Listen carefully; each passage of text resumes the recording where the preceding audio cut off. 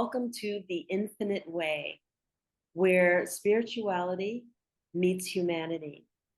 And it brings me great pleasure to introduce Naila Mui, who is here visiting with us.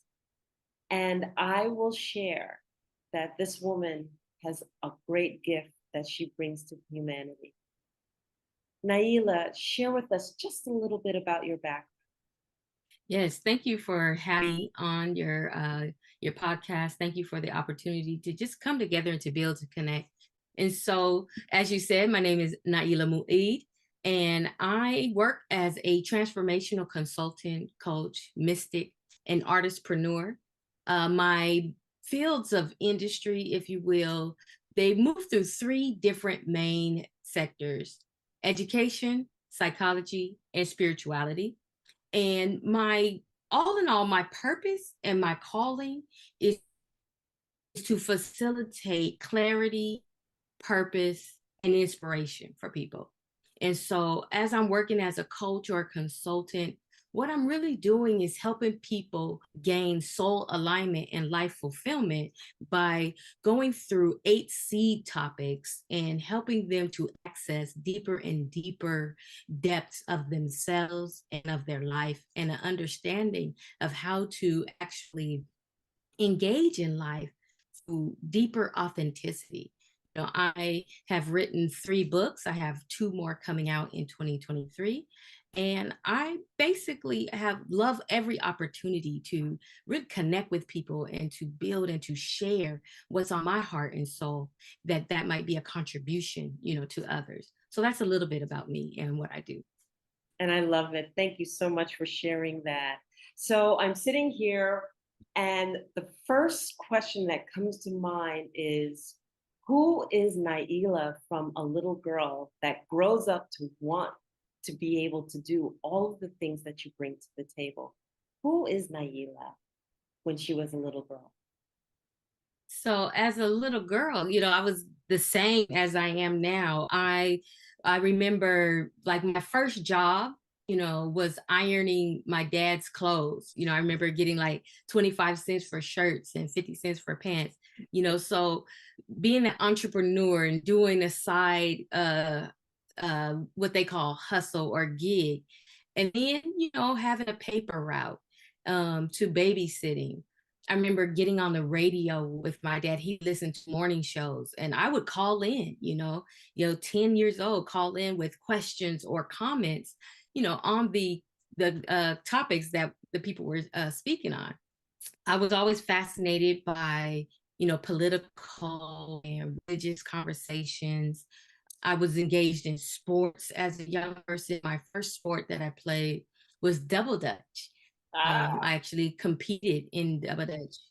Yeah. So as a little girl, I was very active in both intellectual, spiritual, and cultural ways. So yeah, pretty much a smaller version of what I do now. I love this because well, first of all, I have to pause because when you said double dutch, you brought back memories, and I love double dutch. Oh my goodness, that just brings back memories of childhood. So fond and so much fun. Okay, so we have this wonderful child that is just open intellectually. She's engaged, family has her checking out different things such as the political awareness and everything, which I have to tell you, a lot of young people not necessarily are engaged where they would actually call in or check out political shows. So there's a couple of different avenues that you mentioned. You mentioned the education, the psychology, and the spirituality. And I want to know, what was it that shaped you? Let's start off with the spirituality. What was that walk, or what was that something that Mhm. really engaged you? So growing up in my home, I'm one of 7 children, and my dad was a community leader. He was an activist. I grew up Muslim.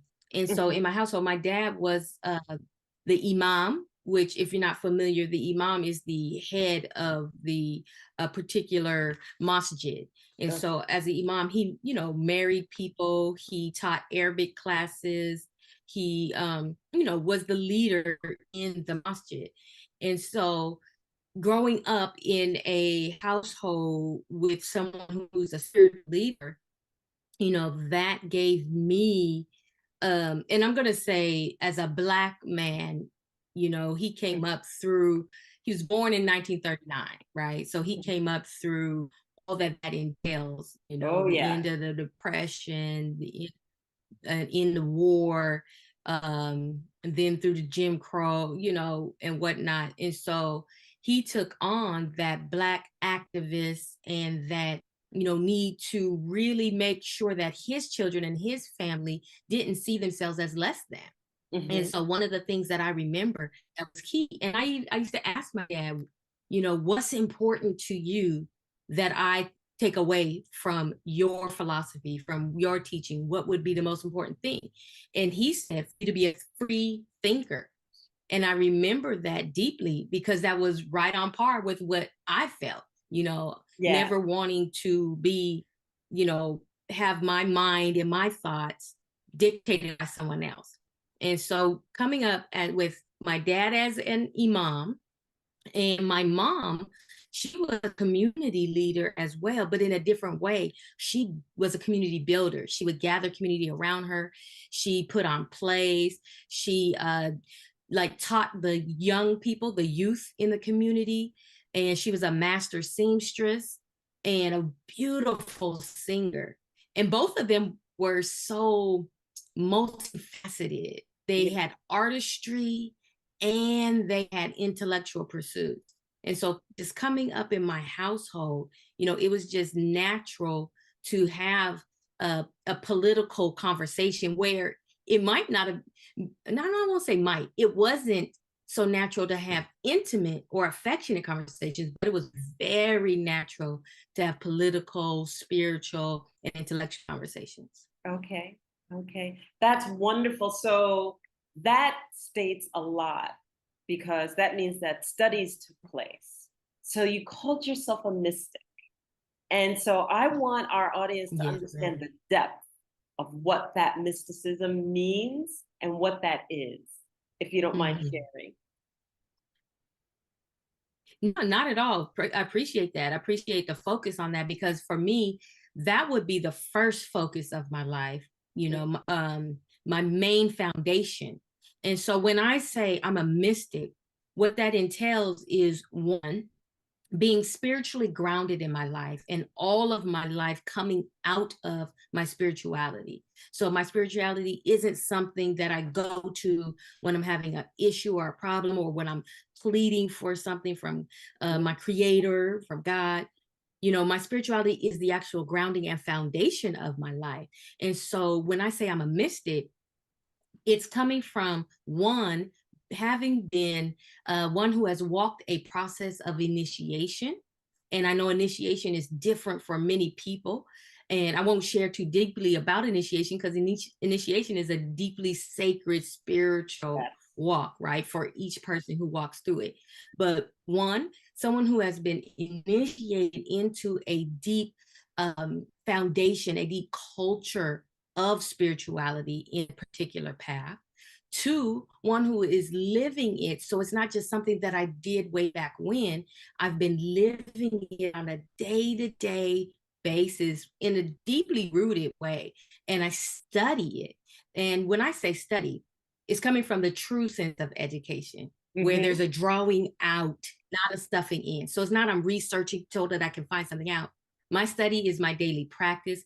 My study is my daily walk. My study is my observation of life and making sense of it and knowing that I have the power and the say with my thought, my word, my action, my feelings. I create what my experience is. I draw to me who's in front of me through my vibration, through my consciousness.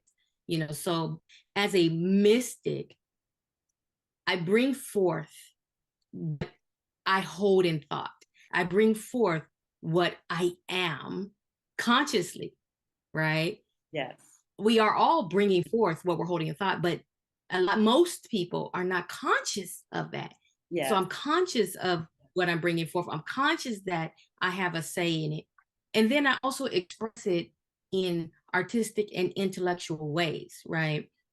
And I also do work of helping others to access themselves in a deeper way. So I think that's the threefold path of a mystic. One being the conscious co-creator, being aware of the universal laws that are at play, attending to them very intentionally and having them expressed in everything that I do, and also reaching in and helping other people to access that as well. I love it because you're sitting here describing a mystic, and I have a great smile on my face because you just described what it is for me as being initiated as a grandmother elder. Okay. The same way, except that we walk parallel paths, and the title may be slightly different, but the acclamation of living and eating and breathing who you are and who I am is it's the same. It's absolutely the same. And I love this. Yes. And I would like to invite you to share about the fact that when we walk this path on a spiritual path, although we may have been introduced, you might have been introduced through Muslim, with your family being Muslim, and the studies of that, but such that how you're able to meet people where they're at.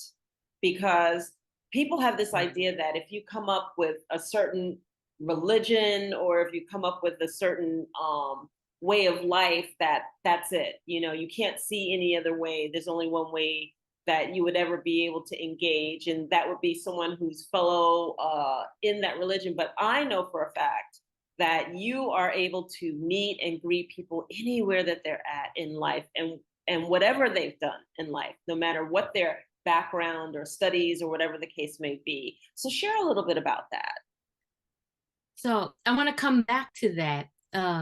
First, just to add on another piece in the intoning of mysticism or mystic.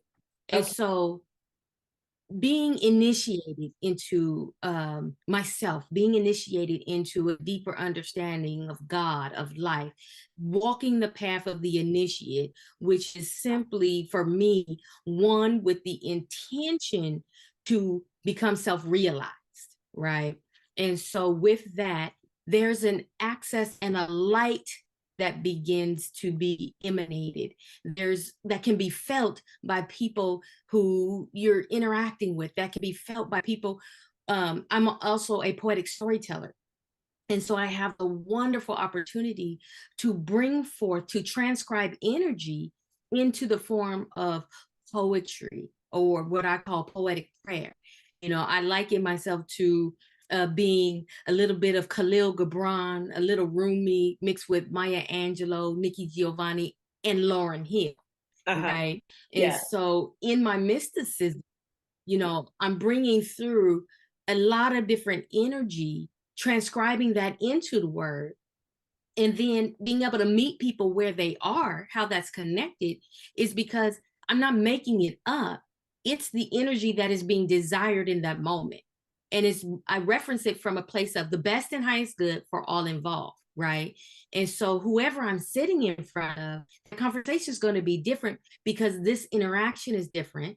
And so whatever is being called forth is going to be based on our energetics, our intention, and our consciousness pulling down whatever's called for this moment, right? Sometimes people are like, well, you said this before. And I'm like, that may or may not be what I'm saying now, even though the basis of it is going to be still the same. Like the universal law is going to be the same, right? Yes. But there may be a different application of it. There may be a different expression of it. So I'm able to meet people where they are because I'm tuned in, right? I'm tuned into the energy. I'm tuned into the moment. I'm tuned into what's being called for right now in this moment. Yes, yes. And for those of you who are not familiar with the universal laws, I suggest you purchase the book of the Kybalion. That's Kybalion, the Kybalion, so that you can read about the universal laws. So this is absolutely wonderful. And I that self-realization is a deep, deep, deep walk inward first. And once you understand what you are dealing with inward, you'll realize that inward is the world and that everything that you're doing is a vibration out. And I want to highlight this because you talked about the vibration. One of the things that I love teaching is about the power of voice. But when people hear about the power of voice, they automatically assume, oh, how I'm presenting myself, how I'm speaking. But really, no, that's not what I'm talking about. What I'm talking about is the vibration that is brought forth because we are vibratory beings and because we are connected in a higher plane and we have the ability to transmute or transmit those sacred geometries through our speech, through what we're saying, is the attraction that we're talking about. Okay, so why don't you share just a little bit more? Because this is where I want the conversation to go. People need to hear this.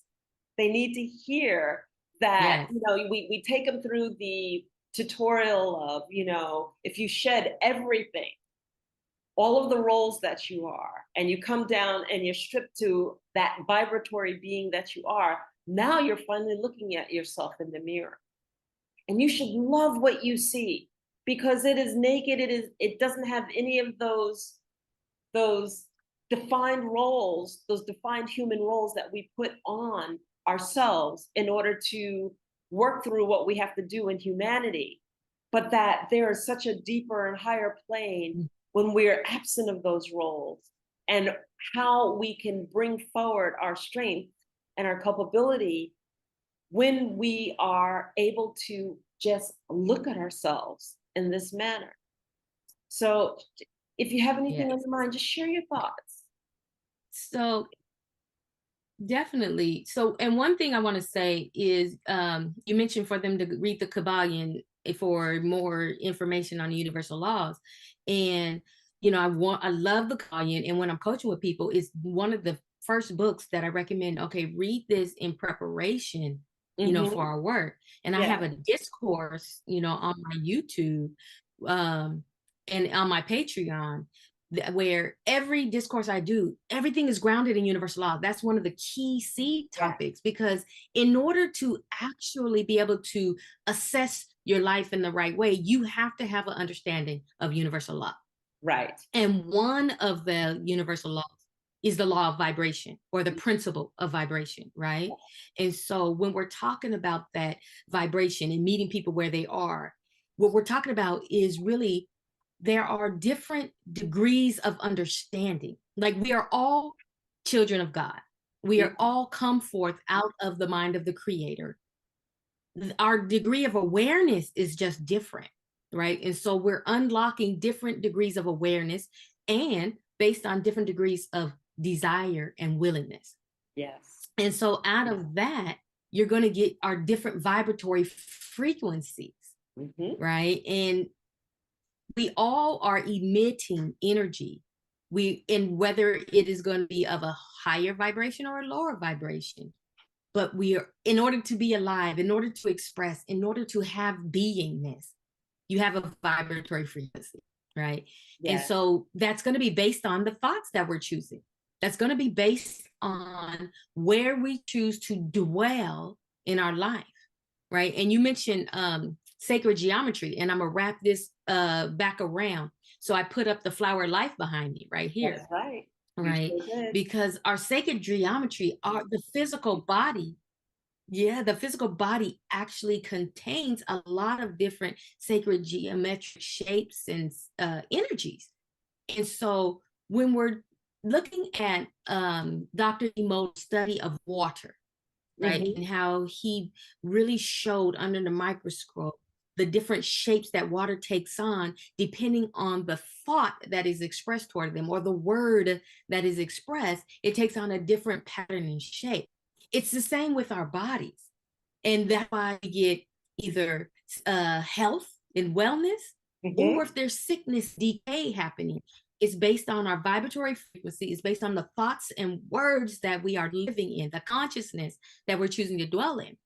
And so with those universal laws, wrapping it all back up together, understanding of those really allows us to then go in, observe our life, to be able to take a look at what consciousness do I choose to dwell in?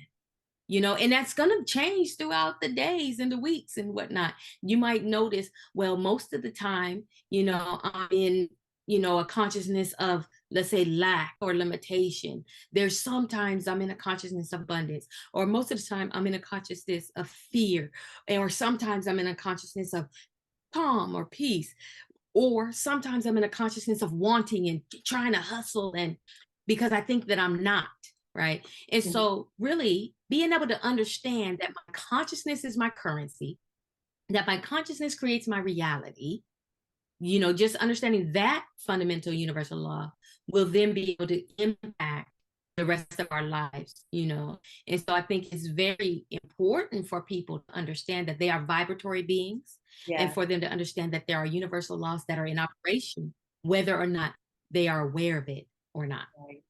And I'm going to just sidetrack back to a couple of things you said so that our studio audience who is listening will be able to pick up. If you're not sure about the doctor that Naila just quoted, that's Dr. Masaru Emoto. And you can read all about water through Dr. Masaru Emoto. And so the other piece of this that I just wanted to add to that is that if you want to understand the study of vibration, you can also check out cymatics, because cymatics is another way that vibration and frequency is studied. And you can see how it impacts liquid. You can see how it impacts, a lot of times it's done with sand so that you can see the sacred geometric shapes, because every vibration that we emit actually creates a sacred geometric shape, hence sacred geometry. Okay. And we can go on from there.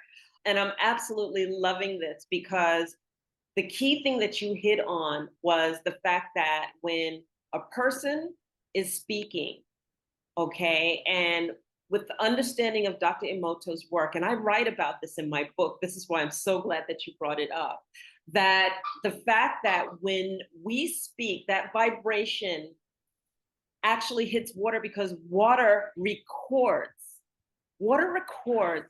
the vibration. So if you take the leap of understanding that if water can record vibration, and we're vibratory beings housed in this temple called the body, and that body is 65 to 70% water, then hence your body's water is recording your thoughts, your speak, everything, which is why as coaches and as counselors, the first thing we say is speak positively. Because that vibration of your thought, that vibration of your speech is being recorded constantly. So if you think about that pessimist who speaks negatively most of the time and looks at everything negatively first before it's proven in a more optimistic manner, that's what the waters of the body are recording. So I just wanted to make sure that we really drove in that point, because I think that it's key learnings here for people who are listening. So understanding that universal laws guide your life and your being, guide our life and our being. I'll just correct that because I subscribe to the same thing. Okay. 100%. I'm right there with you, especially in terms of polarity and everything else, right? Understanding that, how do you incorporate and work with assisting others, understanding the vibration that they're coming at or coming in with? Mhm. Okay. And I know you understand where I'm going with this, coming in with, in order to assist them and to shift or lift them up. And so I would say the way that I work with people, I don't have the intention to shift or lift them up. I work with them from their intention. So, yes, I'm going to draw in because my focus for my life is ascension, right? Is Yeah. expansion, is realization. And so I'm going to draw forth to me people who are interested in that for themselves. But I'm working with them on whatever their intention is for themselves. And so while positive speaking is important, we have to remember that it is an effect, not the cause. And so our speaking is going to actually mirror our thought. And so my focus in my work is more on paying attention to what you're saying so that you know what you're actually thinking.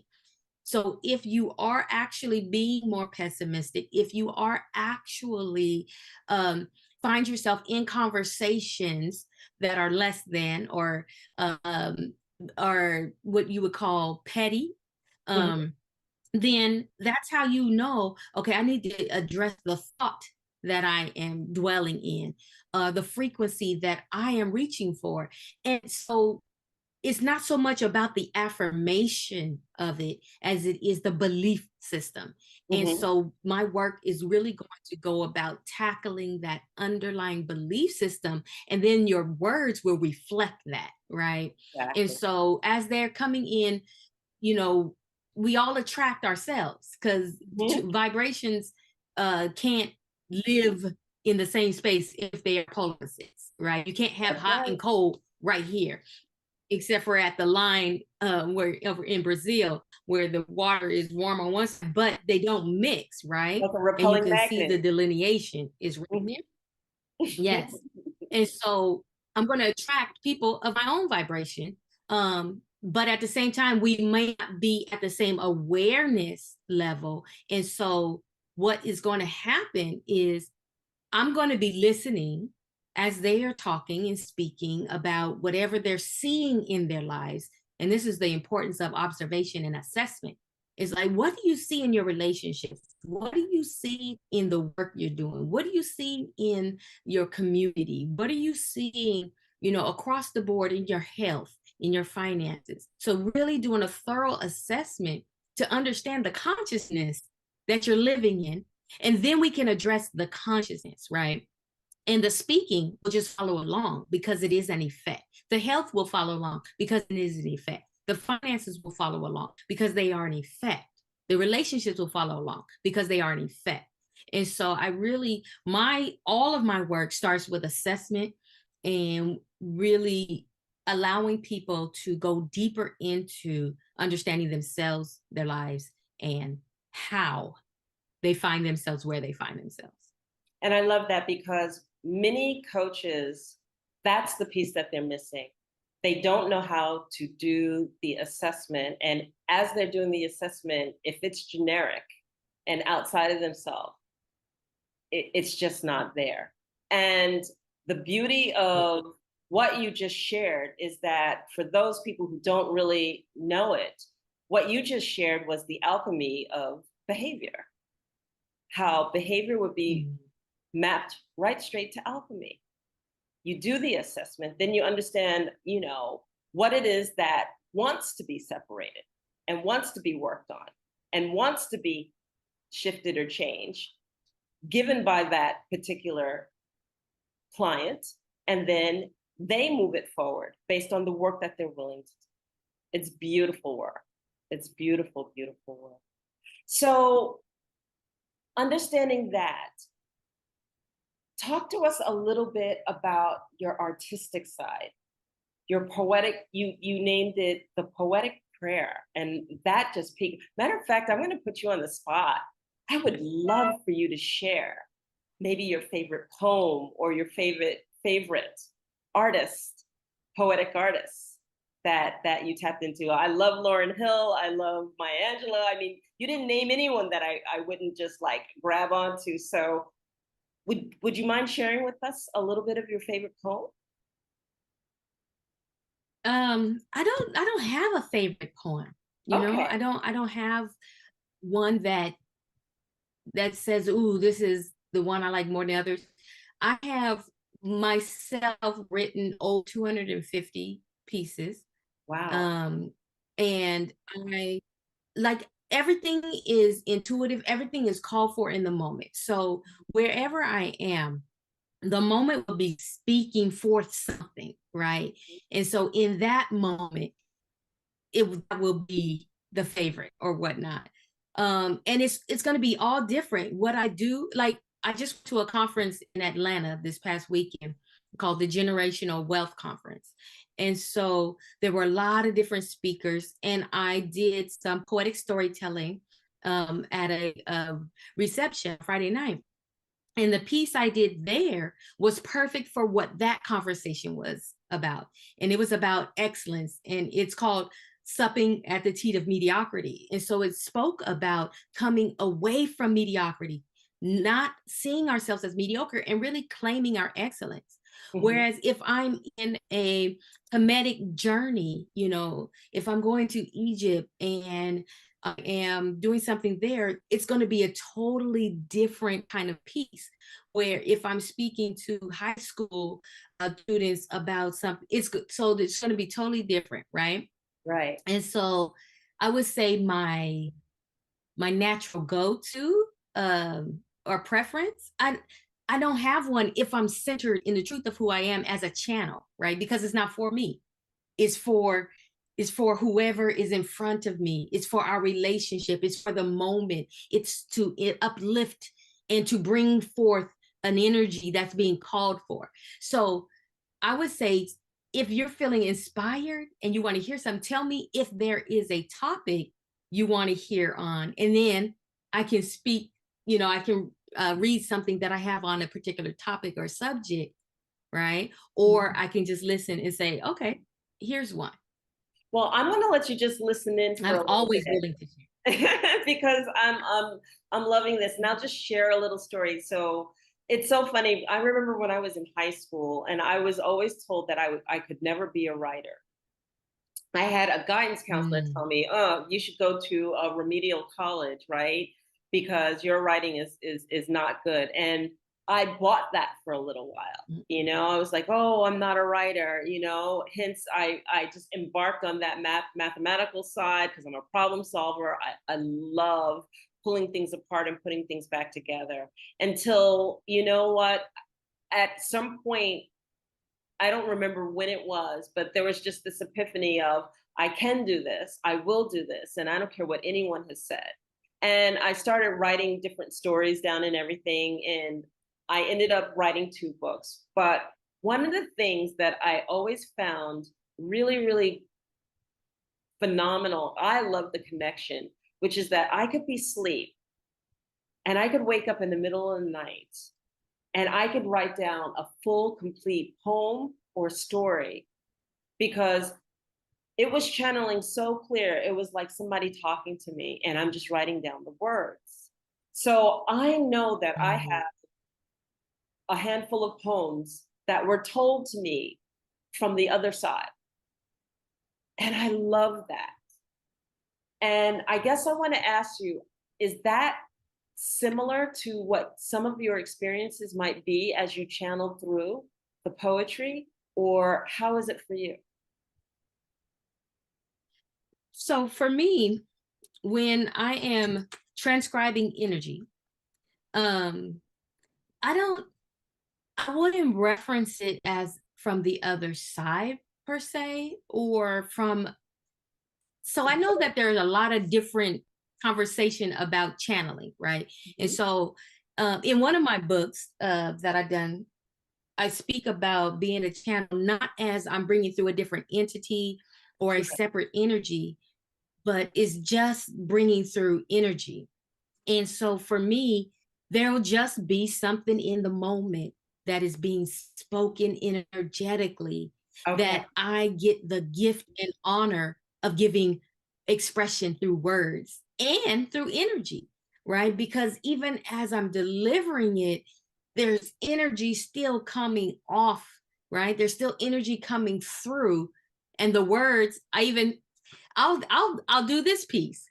I have this piece called The Doorway. There are 2 pieces that just popped into mind as we're having this conversation. One is called I Am Not a Performer, and then another is called Doorway, right? And Okay. so I can read those because they capture exactly what we're saying. Um, and so as a transcriber of energy, it is really key how I listen, right? And what I'm tuned into, because that in itself, whatever I'm tuned into, is going to be what comes through. Right. And so, go ahead. Well, I want you to do the pieces, but I will say that I have actually experienced both. I've experienced when it's coming through me. There's a difference between when it's coming through me and it's being told to me. And I've experienced both. Mhm. I've experienced writing a poem down and that's why I say the other side, because it's being told to me. And I'm literally writing down the words. And it's like somebody's story wasn't told, and I was open enough to be able to share that story on their behalf, and I wrote it down. But then there's Mm. other stories that come through me, such that I am feeling such bliss in that realm of the universe. And that which wants to come through comes through, and it just comes through in the most beautiful of ways, and it's loving, I just like it's indescribable to me. It's just like it's just there, you know. I So love it. I love it. Yeah. I open And my I heart think to it that as many people as there are as many ways of reception. And I don't, so I know for myself receiving it, I don't, I'm not familiar with it feeling as though it's somebody else's story, or a separate energy, or it just feels like energy to be shared and given. And even when I'm commissioned often to write poetry. I've written poetry for other people, for weddings, for funerals, for birthdays, for baby showers, for graduations, for organizations, for their mission and whatnot. And even in then, it doesn't feel like it's it's energy that I get to tune into, that wants to be expressed through me and Mhm. shared with others. And so, and it's an honor. It is a true honor to be able to do it.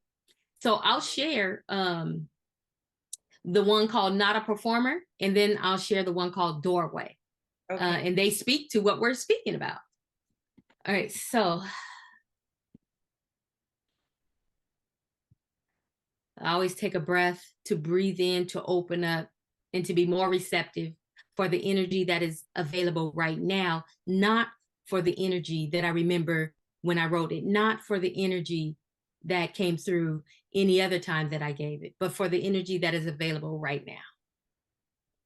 And so here we are.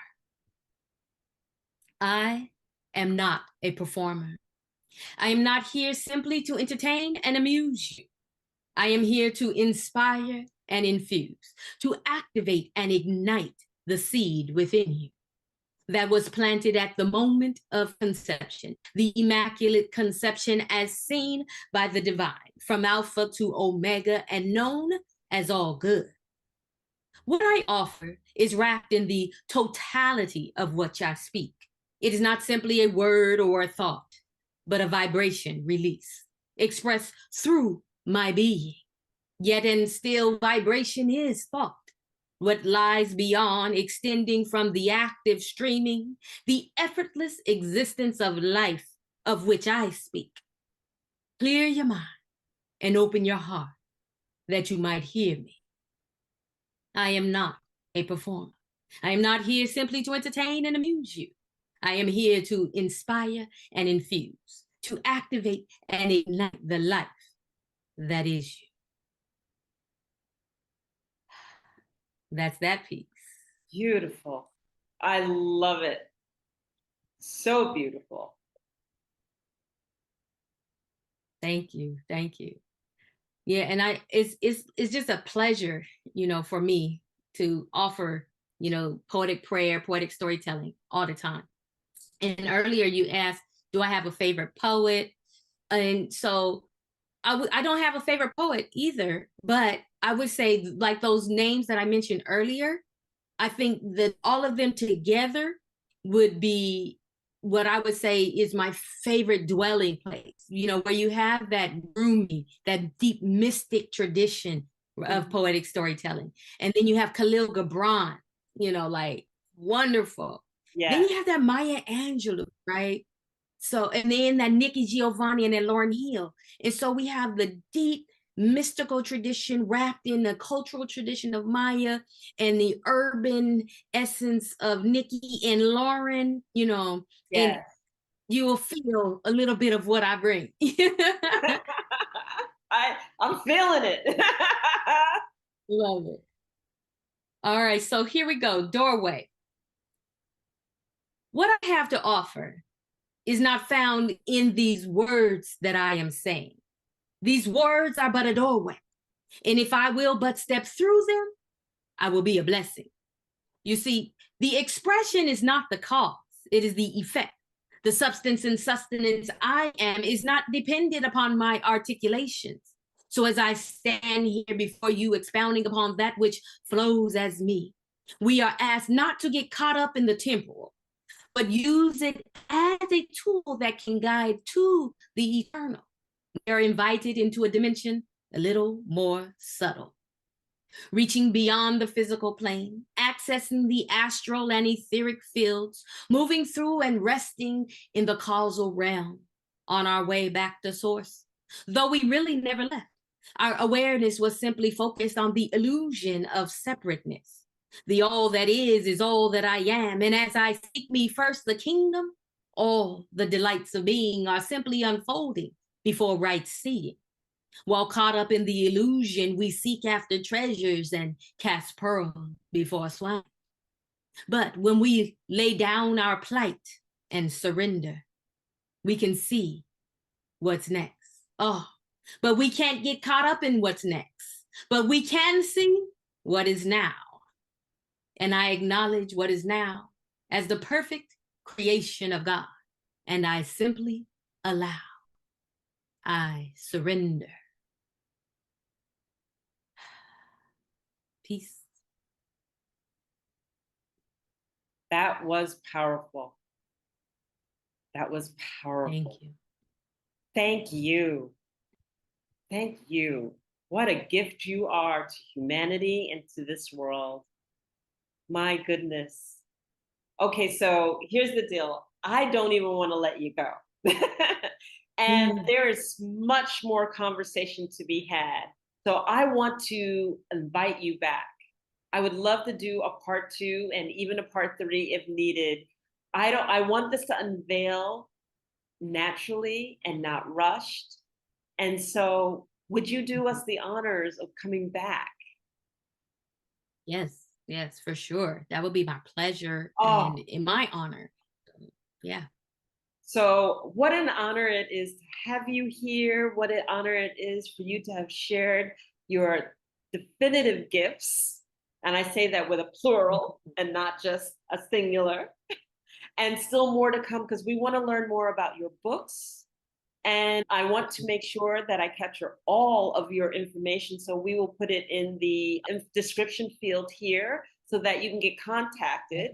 But if you would just share Yeah, how you could be reached if for definitely. coaching or for your services. Yes, definitely. So you can reach me on my website, www.divinevariations.com, or on Linktree at Divine Variations, or on Instagram at Divine Variations, or on YouTube. So across all platforms at Divine Variations is the best way to reach me. And I look forward to connecting with you soon. Absolutely. And I have to tell you, to the audience, what an honor it is for me to have Naila here. Thank you so, so much. I'm excited to have you back. I want to continue this conversation. And I don't even want to say goodbye, but just thank you. Thank you. I appreciate you. Thank you. And we'll see you next time.